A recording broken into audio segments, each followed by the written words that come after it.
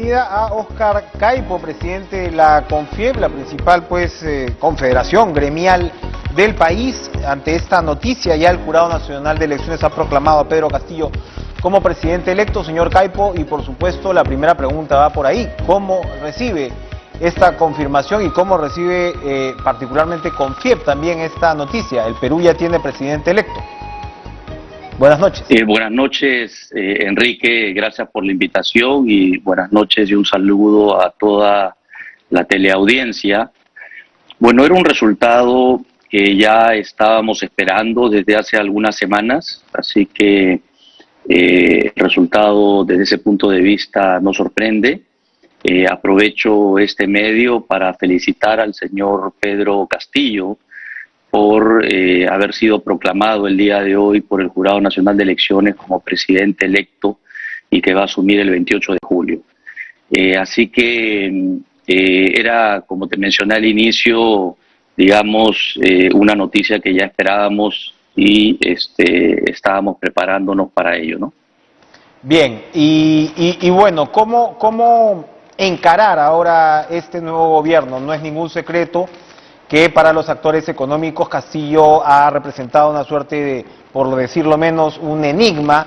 Se suponía que la situación había tenido, ¿no?, o había tomado cierto cauce tranquilizador para la economía, y ahora pareciera que vuelve a instalarse la incertidumbre a partir de lo que va a ser la conformación del nuevo gabinete. ¿Qué es lo que en todo caso desde los gremios le dirían al señor Castillo?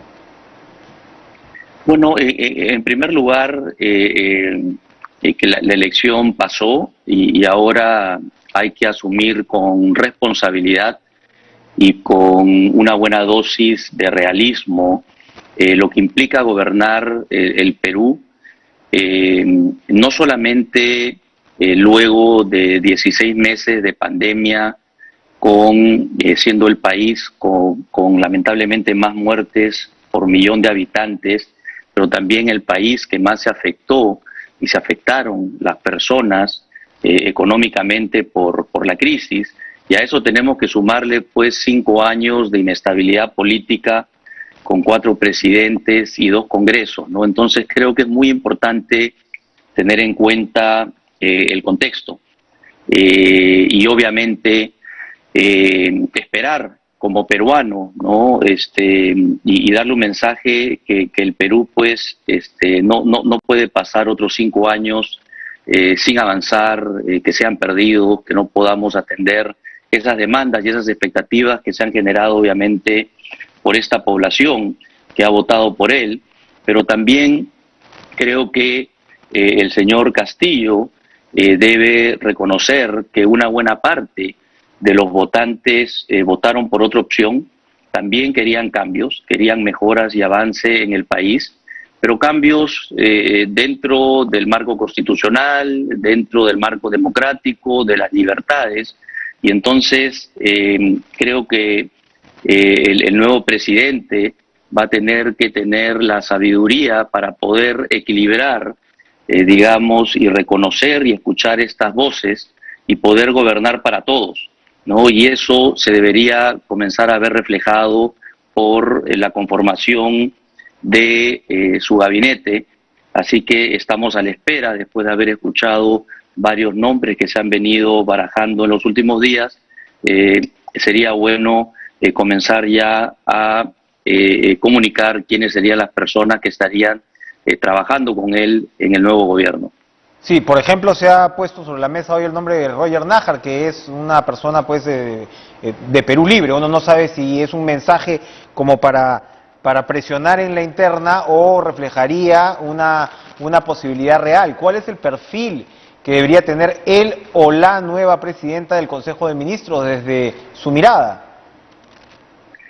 Bueno, en primer lugar, dada la compleja situación de la que venimos y obviamente el proceso electoral polarizado, creo que debería ser una figura que por un lado tenga experiencia y por otro lado que sea convocante, que pueda ayudar a generar consensos, porque necesitamos gobernabilidad. y eso se va a dar también junto con el nuevo Congreso que va a asumir el 28 de julio, ¿no? Entonces yo diría, para comenzar, esas dos características. Bien, hace algunos días conversábamos con un voceado, hay que decirlo, que es el exministro Jorge Nieto, y él destacaba que en estas circunstancias lo leía como una de las 2 o 3 buenas noticias que veía en ese momento. Uno era que hasta entonces, al menos, los enfrentamientos entre ambas simpatizantes de ambas facciones no se habían tornado violentos. Lamentablemente eso no duró mucho, pero otro de los puntos que él veía como beneficioso era que CONFIEP había tenido una actitud, digamos, sosegada, prudente, no confrontacional. Se refería estrictamente a su gestión. Pero hay gremios que no piensan así, aparentemente, porque se ha conformado este nuevo grupo de la Unión de Gremios del Perú, que señalan no haberse sentido representados por CONFIEP. No se refieren solamente a Óscar Caipo como su dirigente, sino incluso a las gestiones pasadas, más concretamente la de María Isabel León. Allí está pues una institución importante como la Sociedad Nacional de Industrias, otras como ADEX y demás. ¿Se vive un cisma dentro de la estructura gremial del país? No lo vemos así, Enrique. Son gremios importantes, representativos, que no están dentro del ámbito de CONFIEP. Está conformado por 22 gremios de 10 sectores económicos, incluyendo el gremio de pymes. Y obviamente creo que es importante en una coyuntura y de cara a los próximos 5 años, que los gremios que no estaban asociados o agrupados lo puedan hacer de tal manera que se pueda buscar un cierto alineamiento también. No hay perdón, entonces, no hay disculpe, Óscar, no hay ningún trasvase entonces, o sea, ninguno de estos gremios que conforman esta nueva asociación estaban en CONFIEP. No, ninguno estaba en CONFIEP. Estuvieron en CONFIEP hace 20 años, la Sociedad Nacional de Industrias y la Cámara de Comercio de Lima, junto con ADEX, dejaron CONFIEP. Regresó ADEX por unos años, pero salió también nuevamente. Entonces, en este momento no estaban en CONFIEP, y creemos que es saludable e importante que los gremios se puedan, obviamente, juntar. Nosotros tenemos una relación fluida, una comunicación y colaboración también en algunos espacios muy fluido con la Sociedad Nacional de Industrias, la Cámara de Comercio de Lima, ADES, por ejemplo, el Consejo Empresarial de la Alianza del Pacífico. Compartimos también con Ricardo Márquez en el Acuerdo Nacional. Así que no hay tal cisma. Creo que la lectura que se le ha dado quizás no es precisamente lo que refleja la realidad, ¿no? Bien, ahora, el sector económico, ¿qué espera de un gobierno de Castillo? Conversábamos con el analista Gonzalo Banda hace algunos minutos. De todas maneras, si bien ha sido una elección ajustadísima, expresa Castillo un deseo de cambio, una demanda de cambio, y al mismo tiempo el Perú es una economía globalizada, muy sensible, ¿no?, a el tema, por supuesto, por ejemplo, de la inversión privada y de la inversión extranjera, para comparar, digamos, con otras inspiraciones, ¿no?, de algunos sectores políticos, como por ejemplo Bolivia. Es una economía muy distinta, y por lo tanto los cambios que son en muchos casos demandas justas tienen que incorporarse y tienen que procesarse de una manera muy particular. ¿Qué esperan en CONFIEP de un gobierno de Pedro Castillo? ¿Dónde están los espacios posibles de cambios que ustedes observan? Bueno, en primer lugar, creo que tenemos que buscar algunas coincidencias, ¿no? Y no hay duda que necesitamos hacer más para cerrar alguna de las brechas, traer desarrollo, sobre todo fuera de Lima y en los lugares más alejados, donde tenemos índices de desarrollo humano o en aspectos de salud o en aspectos de educación que están por debajo de los estándares mínimos, ¿no? Entonces, no cabe duda de que esa debe ser una prioridad en los próximos 5 años. hemos tenido 30 años prácticamente de un crecimiento económico muy importante.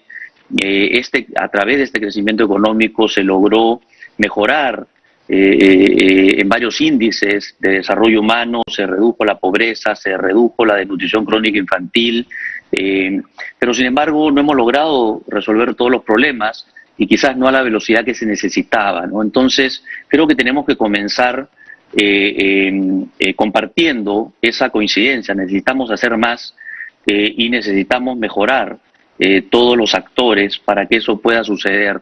Y desde el sector empresarial y desde la CONFIEP, desde ya, nosotros estamos a disposición y esperamos poder colaborar, ¿no?, en poder definir cuáles son estas prioridades y desde el sector privado cuál puede ser nuestro aporte para poder ayudar a acelerar el cierre de estas brechas, ¿no? Ahora, para poder atender todas estas demandas y necesidades, Enrique, y hacerlo en un espacio de tiempo razonablemente corto, obviamente después de haber estado tan golpeados por la pandemia y haber retrocedido prácticamente 10 años, después de todo lo que habíamos avanzado en un año y medio, prácticamente hemos retrocedido 10 años en niveles de pobreza, por ejemplo, ¿no? Entonces es importante el poder mantener el crecimiento. Es a través del crecimiento económico que podemos generar empleo y que podemos generar los recursos a través de los impuestos que permitan pues financiar los presupuestos y ser direccionados prioritariamente a atender estas necesidades, ¿no? Entonces es muy importante, yo diría, como primera expectativa y también una recomendación, ¿no?, que estamos de acuerdo en que hay que atender estas necesidades y que son prioritarias y algunas urgentes, pero que para ello necesitamos seguir creciendo, de tal manera que podamos generar empleo, empleo digno, empleo que puede generar ingresos y consumo, y con eso se empieza a mover la economía, y tenemos que generar los recursos, como mencioné, para poder atender estas necesidades, ¿no? Y obviamente, para poder seguir creciendo se necesita inversión, y la inversión requiere estabilidad, confianza y Estado de Derecho, ¿no? Entonces creo que va a ser muy importante, después de un proceso electoral algo más largo, obviamente, que todos esperábamos, pero también con algunas idas y vueltas con respecto a qué es lo que se iba a hacer. Creo que es importante en este momento y una necesidad para el país que está saliendo de esta pandemia y que necesita reactivarse económicamente y seguir salvaguardando obviamente la vida, señales que permitan tener esa confianza. Y esa confianza para todos los agentes, no solamente es para las empresas, y cuando hablamos de empresas hay las MIPES, ¿no?, las medianas y las grandes, pero sino también para la población, para los consumidores, que tienen que comenzar a planificar si invierten, si compran una propiedad, y si toman una deuda y se pueden endeudar, si lo hacen en soles, si lo hacen en dólares. Entonces necesitamos estabilidad para poder seguir avanzando. ¿Cuáles son, digamos, si tiene que mencionar uno o dos en este minutito y medio que nos queda, las principales inquietudes sobre propuestas del señor Castillo que todavía están dando vueltas? Me refiero, por ejemplo, a la Asamblea Constituyente con el cambio de la subsidiariedad del Estado y la posibilidad de mayores o más cantidad de empresas estatales, que parece ser una constante entre parte de su equipo. Sí, es una de las propuestas que preocupan, porque ya tenemos experiencia, no tenemos ni siquiera que mirar a los países vecinos que están pasando por una situación similar, sino tenemos simplemente que retroceder a los años 70 y que fueron el gobierno militar, y que teníamos empresas estatales en varios sectores, y que obviamente eran deficitarias y los servicios también eran de muy baja calidad, ¿no? Entonces, esa es sin duda, esa sería un cambio que creo que finalmente afectaría a la población, ¿no? Y solo hay que recordar un poco, algunos años atrás, lo que es esto, ¿no? Entonces, ese es un área que definitivamente preocupa. Tuvieron algunos anuncios con respecto a los tratados de libre comercio, Y nosotros somos una economía abierta ya hace algunos años, ¿no? Y el crecimiento económico que hemos experimentado y el desarrollo de algunos sectores críticos, importantes, generadores de trabajo y de divisas, tiene que ver con el comercio internacional, ¿no? La minería, para comenzar, el sector agroexportación, que ahora ha llegado a los 7.000 millones de dólares de exportaciones. Tenemos el sector pesquero también, y esto no son solamente empresas grandes, en esas cadenas de valor están los grandes, medianos y pequeños productores también, y es muy importante cuidar esto, ¿no? Esto representa aproximadamente el 20% de la economía en el año 2020, ¿no? Entonces imagínense ustedes cómo vamos a poder seguir creciendo y tener los recursos necesarios para poder atender las necesidades si nos cerramos al mundo. Creo que es importante ver algunos ejemplos de gobiernos que han tenido transiciones de centro o de centro derecha hacia la izquierda y que han sabido mantener el equilibrio macroeconómico y el modelo abierto. Uno de ellos es Corea del Sur.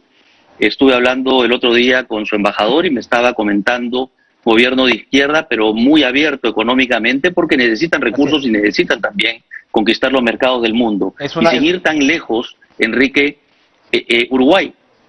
Uruguay ha tenido alternancia de gobiernos y a pesar de ello, de esa alternancia, ha sabido mantener el equilibrio fiscal, la estabilidad macroeconómica y tener una economía abierta, ¿no? Caso uruguayo que ha sido mencionado más de una vez además por Pedro Franque. Gracias, Óscar Caipo, presidente de Confío, por acompañarnos esta noche en Cara a Cara. Vamos a ir a una última pausa y volvemos de inmediato.